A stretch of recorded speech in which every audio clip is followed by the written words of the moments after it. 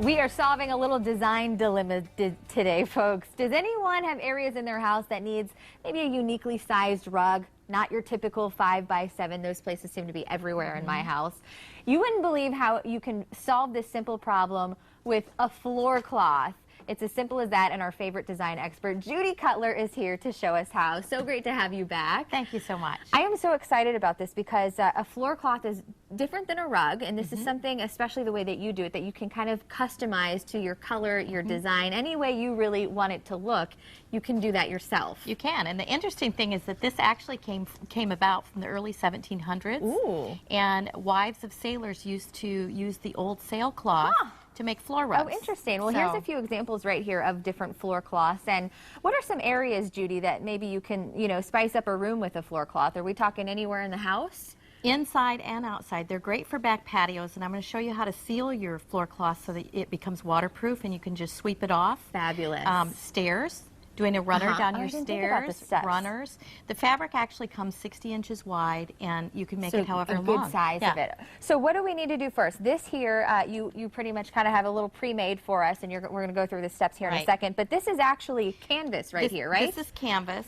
So basically, you buy your canvas at the fabric store. You pre-shrink it, wash it so that it's shrunk, so that when it does get wet, or if it ever gets wet, it doesn't curl up. Okay. So once you've pre-shrunk your fabric and you've cut your desired size, you're going to take a paintbrush and white paint, and you're going to prep it. Okay. Just like a painter's canvas would be. So you want to paint the whole thing? It seals it. You can do it with a roller brush. Okay. Much easier, but it seals it Saves so a little time that way, maybe? Yeah. Seals it so that you can add your paint. And I'm going to just show you really quickly how to make this wash. This is going to be very fast. I love the colors you chose. Kind of give people some tips maybe on choosing colors too. Do you want to stick with what's next to each other on a color palette, or is it just really whatever you think looks pretty? Well, I actually do a couple things. A lot of times I go to the paint store. So you've got your color palettes are already picked out for you, so it gives you an idea. You're not starting from scratch. But the other thing is I usually do it around rooms that I'm trying to blend color in, that I'm having a hard time getting colors for. So anyway, to make a wash, basically you're going to dump a little water on your tray. You're going to dip your brush in water, in paint, and then you just go back and forth and you make a wash across your canvas. So you're kind of using the water to dilute the paint a little bit and thin it out? Right. It gives it just a little bit more of a distressed look, so it's not so intense. And then you can kind of ombre your colors together like this.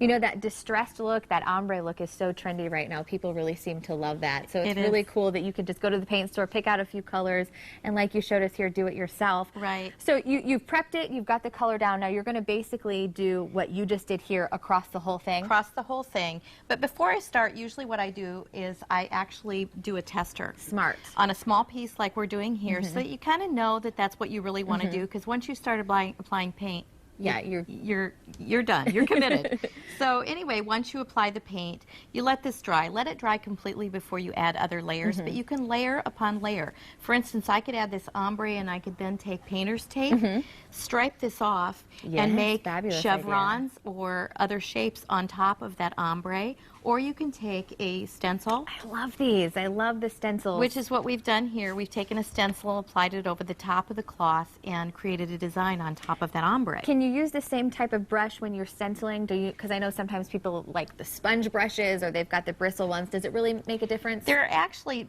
stenciling brushes that I think work better. I did not use that, regrettably. Okay.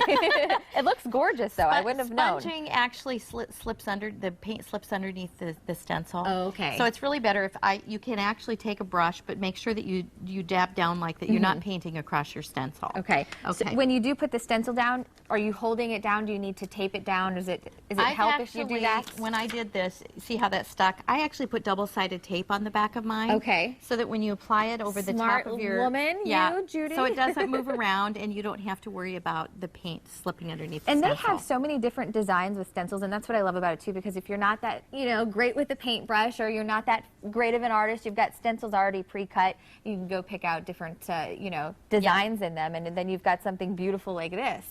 And the last step is to make your floor cloth waterproof. And this is with some simple things from home. You can do this. I've chosen, there's beeswax, candle wax, and walnut oil. Walnut oil. Okay. And you actually mix these things together.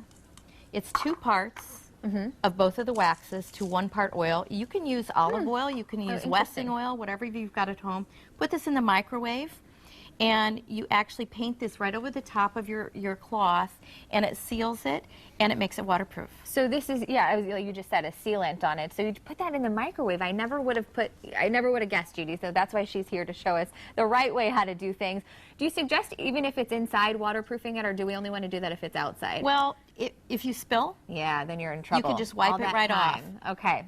Fabulous ideas. Again, floor cloths, you can do your own custom designs. So much better than just going out and buying some area rug. I love it. Love your ideas. Thank you so much, Judy. Always You're great welcome. to see you. Do you have a decorating on a dime idea? Let us know. You can post to our Morning Blend Facebook page or send us an email at fox4morningblend.com. Up next, we help you and your kids get ready for the new school year. We have your stylish back-to-school basics after the break.